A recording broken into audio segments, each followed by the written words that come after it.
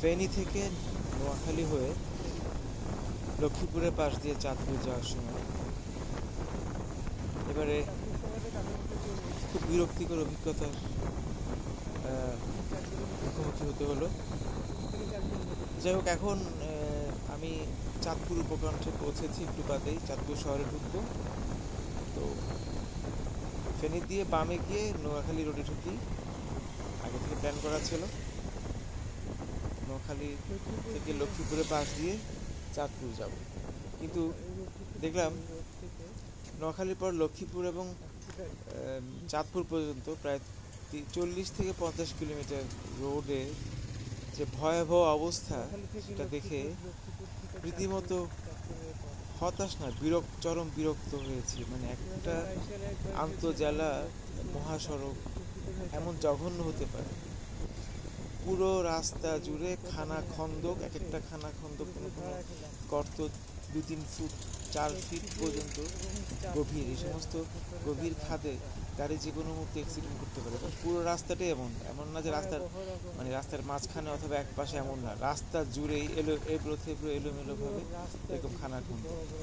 যাই হোক, এই যুদ্ধ করতে করতে শেষ পর্যন্ত চাঁদপুর শহরে পৌঁছাচ্ছি। এখন সন্ধ্যা হয়ে গেছে।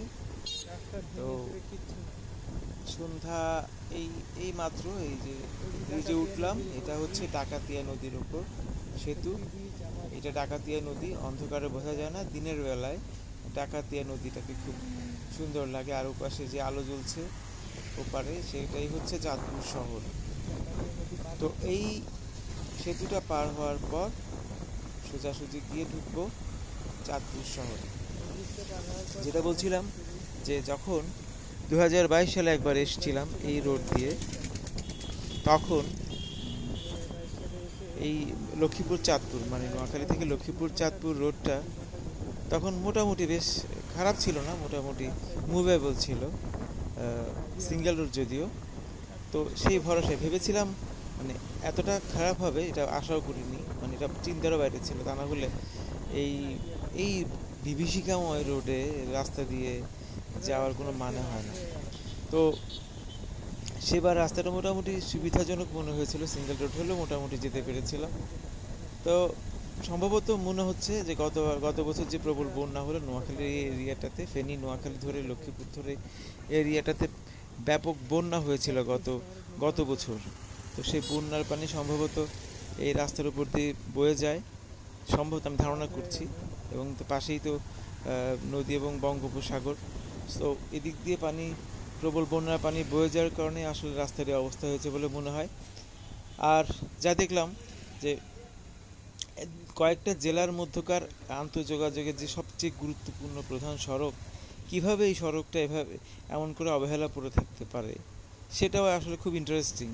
মানে একটা দেশের সরকার কতটুকু দায়িত্বহীন হলে 3টা জেলার মধ্যকার আভ্যন্তরীণ যে সড়ক ব্যবস্থা, সেটা যে একদম বিপর্যয়কর অবস্থা, বিধ্বস্ত অবস্থায় রয়েছে। মানে এটা নিয়ে কিভাবে সম্ভব সেটাই ভাবছিলাম এই রাস্তাটা পার হওয়ার সময়। তো এত খারাপ অবস্থা ছিল রাস্তার যে আমি ডান হাতে ব্রেক চাপা, বাম হাতে ক্লাচ চাপা, চাপতে চাপতে দুটো হাতের আঙুল ব্যথা হয়ে গেছে, রীতিমতো ব্যথা হয়ে গেছে।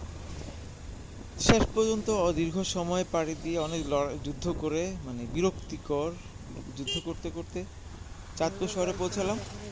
চাঁদপুর শহরের ওয়ারলেস মোড় থেকে বামে গেলে চাঁদপুর মূল শহর, আর ডানে সম্ভবত চাঁদপুর কুমিল্লা হাইওয়ে। তো রাত হয়ে গেছে, এখন যাব চাঁদপুর শহরে, ঢুকছি। চাঁদপুর শহর এর আগের বার যখন এসেছিলাম আমার বেশ ভালোই লেগেছিল, কারণ তখন বেশ গোছানো ছিমছাম একটা শহর মনে হয়েছিল, আর আমার কাছে বেশ পরিচ্ছন্ন মনে হয়েছিল। বিশেষ করে আশপাশের যে জেলাগুলো রয়েছে, যেমন নোয়াখালী, লক্ষ্মীপুর, কুমিল্লা, ব্রাহ্মণবাড়িয়া, এই সমস্ত জেলার তুলনায় চাঁদপুরটাকে আমার বেশ গোছানো মনে হয়েছিল তখন। আমি জানি না এখনকার অবস্থা কি। আর চাঁদপুর শহরটা খুব বেশি বড়ও না, মোটামুটি মাঝারি ধরনের একটা শহর, খুব একদম কুচকে শহরও না, মোটামুটি মাঝারি মাপের একটা শহর।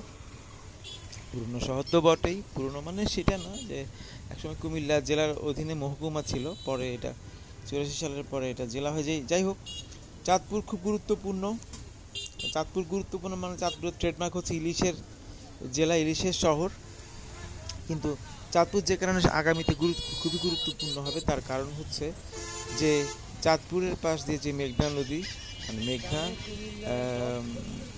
যমুনা, দুটা নদীতে এখানে আসলে 3টা নদীতে আছে, পদ্মা, মেঘনা, যমুনা, 3টা নদীর এখানে মিলনস্থল।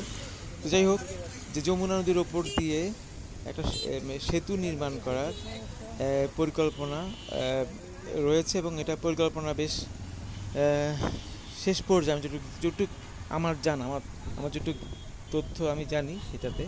আর এখানে মেঘনা নদীর উপর চাঁদপুর এবং শরীয়তপুর সংযোগকারী সেতুটি যদি বাস্তবায়ন হয়, ধারণা করা হচ্ছে 2035 সালের দিকে এই সেতুটা নির্মাণ সম্পূর্ণ হবে বলা হচ্ছে। যাই হোক, সেতুটা যদি হয় সেটা হবে বাংলাদেশের দীর্ঘতম সেতু, কারণ এটার দৈর্ঘ্য হবে মোটামুটি 8.5 থেকে 9 কিলোমিটার, যেখানে বাংলাদেশে এই মুহূর্তে দীর্ঘতম সেতু পদ্মা সেতু, যা তার দৈর্ঘ্য 6 কিলোমিটার। সুতরাং বাংলাদেশের দীর্ঘতম সেতুটি হবে এই চাঁদপুর থেকে শরীয়তপুর যোগাযোগের মাধ্যম হিসেবে। তা সেক্ষেত্রে নিঃসন্দেহে চাঁদপুরের গুরুত্ব বহুলাংশে বেড়ে যাবে। বিশেষ করে এই সেতুটি হলে দেশের দক্ষিণ পূর্ব অংশ থেকে দেশের দক্ষিণাংশে সরাসরি যোগাযোগ ব্যবস্থা চালু হবে। ফলে অনেকগুলো জেলা, প্রায় ধরে নেওয়া যায় যে 15 থেকে 20টা জেলা সরাসরি যোগাযোগের মাধ্যম হবে এই সেতুটা। তো সেক্ষেত্রে চাঁদপুরটা মানে যথেষ্ট গুরুত্বপূর্ণ হবে। চাঁদপুরের পাশ দিয়ে যেহেতু এই সেতুটা নির্মাণ করা হবে, চাঁদপুরের গুরুত্ব আগামীতে অনেক বেড়ে যাবে। এবং চাঁদপুরের গুরুত্বপূর্ণ শুধু পর্যটন কেন্দ্র না, অর্থনৈতিক কেন্দ্র হবে। আর বাংলাদেশের দীর্ঘতম সেতুর যে তকমাটা, সেটা চাঁদপুরে গায়ে লাগবে। সব মিলে চাঁদপুর আগামীতে খুব গুরুত্বপূর্ণ একটা জেলা শহরে পরিণত হবে বলে আমার মনে হচ্ছে। তো সেক্ষেত্রে আমি জানি না চাঁদপুরবাসীর চিন্তাভাবনা কেমন, চাঁদপুরবাসী সেটা ভাবে কি না, বাট আমার কাছে মনে হয় দর্শনার্থী, পর্যটক, অর্থনৈতিক গুরুত্ব, যোগাযোগ ব্যবস্থা সব মিলে চাঁদপুরের আগামীতে একটা বিশাল সম্ভাবনা দেখা যাচ্ছে। যাই হোক, আজকে রাতটা চাঁদপুরে থাকবো। গতবার 2022 সালে যখন চাঁদপুরে এসেছিলাম, তখন চাঁদপুরটা ভালো করে দেখা হয়নি। 2 ঘন্টা ছিলাম, 2 ঘন্টার মতো ছিলাম, বাইকে ঘুরেছি, যতটুকু পেরেছিলাম শহরটাকে বোঝার চেষ্টা করেছিলাম। তো এবার এসে চাঁদপুরকে একটু ভালো করে দেখার একটা ইচ্ছে রয়েছে। সেই হিসেবে আজকে রাতে চাঁদপুর থেকে যাব, কাল সকালে চাঁদপুর সকাল সময়টা চাঁদপুরে কাটাবো এই হতে ইচ্ছা। এবং সকালবেলাতে যেটুকু পারা যায় চাঁদপুরকে বোঝার চেষ্টা করব, দেখার চেষ্টা করব, এই হচ্ছে ব্যাপার।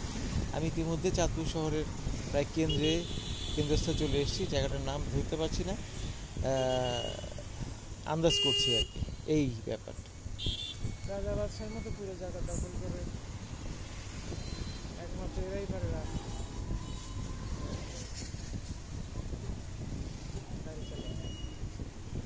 রাস্তাটা তাদের বাপের।